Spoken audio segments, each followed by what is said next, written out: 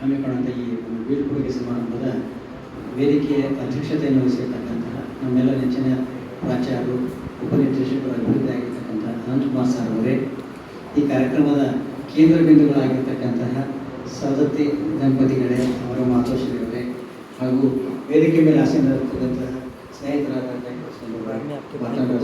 ಮತ್ತು ಪೊಲೀಸರವರೇ ಮತ್ತು ಉಪಸ್ಥಿತಕ್ಕಂಥ ನನ್ನೆಲ್ಲ ಆತ್ಮೀಯ ಹಿರಿಯ ಉಪನ್ಯಾಸಕರೇ, ವಿಶೇಷವಾಗಿ ಸವದತ್ತಿ ಸರ್ ಒಂದು ಅವರೆಲ್ಲ ಕುಟುಂಬ ವರ್ಗದವರೇ, ಅವರ ಅಭಿಮಾನಿಗಳೇ, ಅವರ ಬಂಧುಗಳೇ, ಹಾಗೂ ನನ್ನ ಆತ್ಮೀಯ ಡಯಟ್ನ ಯಾವತ್ತೂ ಸಿಬ್ಬಂದಿ ವರ್ಗದವರೇ.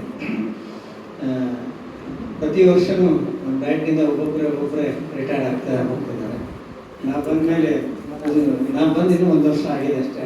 5ನೇ ರಿಟೈರ್ಮೆಂಟ್ ಕಾರ್ಯಕ್ರಮ ಪುಣ್ಯ ಏನಂದ್ರೆ ಈ ಸರಿ ಒಬ್ಬರು ರಿಟೈರ್ ಆಗಲಿಕ್ಕಿದ್ದಾರೆ. ಇಲ್ಲ 2-3 ಜನ ಹೋಗ್ತಿದ್ರು. ಆದಾಗ್ಯೂ ಕೂಡ ಒಬ್ಬರೇ ಹೋದರೂ ಕೂಡ ಅವರ ಒಂದು ಅನುಪಸ್ಥಿತಿ ನಮ್ಮನ್ನು ಕಾಡ್ತಿದೆ. ನಿಜವಾಗ್ಲೂ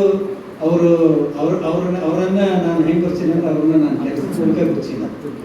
ಅವ್ರಿಗೆ ನನಗೆ ಸಂಪರ್ಕ ಬಂದಿದ್ದೆ ನಾನು ಡಯಟಿಗೆ ಬಂದೆ.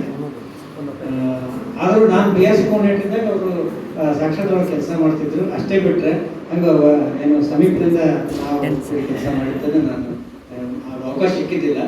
ಆದರೆ ಅವಕಾಶ ಸಿಕ್ಕಿದ್ದು ನಾನು ಇಲ್ಲಿ BSc ಡಯಟಿಗೆ ಬಂದ ಮೇಲೆ ಅವ್ರು ಯಾಕೆ ಅಷ್ಟೊಂದು ಎಲ್ರಿಗೂ ಹತ್ತಿರ ಆಗ್ತಾರೆ ಅಂದರೆ ಅವ್ರ ಸರಳತೆಯಿಂದ. ಎರಡನೇದು, ಎಲ್ಲ ಅಧಿಕಾರಿಗಳು ಯಾಕೆ ಹತ್ತಿರ ಆಗ್ತದೆ ಅಂದ್ರೆ ಅವರ ಒಂದು ಪಾಂಡಿತ್ಯದಿಂದ, ಅವರ ಒಂದು ಕೆಲಸದ ಇದರಿಂದ, ಪ್ರಖರತೆಯಿಂದ.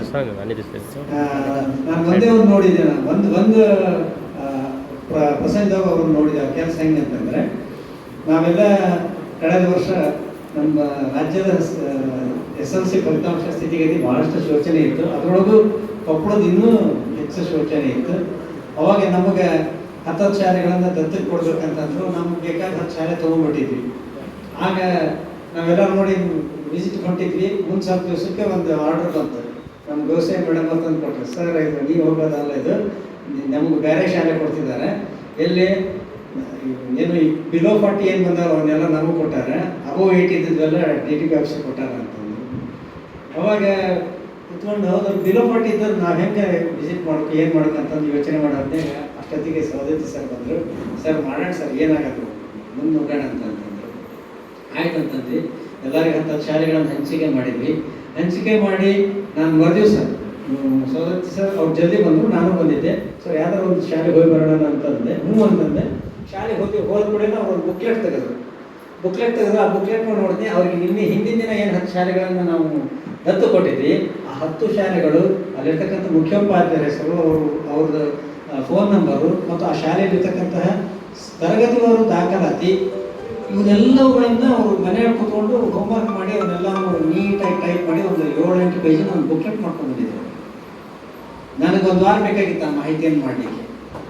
ಅಂಥದ್ದು ಅವರು ಮರುದಿವಸ ಮಾಡ್ಕೊಂಡು ಬಂದಿದ್ರು. ಇಲ್ಲ ಸರ್, ಹಿಂಗೆ ಮಾಡಿ ನನ್ನ ಕೆಲಸ ಈಸಿ ಆಗ್ತದೆ. ಅದು ಅನಿಸ್ತು ನನಗೆ. ಅವ್ರ ಕೆಲಸದಲ್ಲಿರ್ತಕ್ಕಂಥ ಶ್ರದ್ಧೆ ಅವಾಗ ನನಗೆ ಗೊತ್ತಾಯಿತು. ಈ ಕಾರಣದಿಂದಾಗಿ ಅವರು ವ್ಯವಸ್ಥೆಗೆ ಏನಂದ್ರೆ ಅವಶ್ಯಕ ಆಗಿಬಿಡ್ತಾರೆ. ಕೆಲವೊಬ್ರು ಏನಾಗ್ತಾರೆ, ನಾವೇನಂತ ವ್ಯವಸ್ಥೆಗೆ ಅವಶ್ಯಕತೆ ಇರೋದಿಲ್ಲ. ನಾವು ಇದ್ರೂ ವ್ಯವಸ್ಥೆ ನಡ್ಕೊಂಡು ಹೋಗ್ತದೆ, ಇಲ್ಲದೇ ಇದ್ರೂ ವ್ಯವಸ್ಥೆ ನಡ್ಕೊಂಡು ಹೋಗ್ತದೆ. ಹಾಗೆ ಅನಿವಾರ್ಯತೆಯನ್ನು ಸೃಷ್ಟಿಸಿಕೊಂಡು ಕೆಲಸ ಮಾಡಿದ್ದಾರೆ.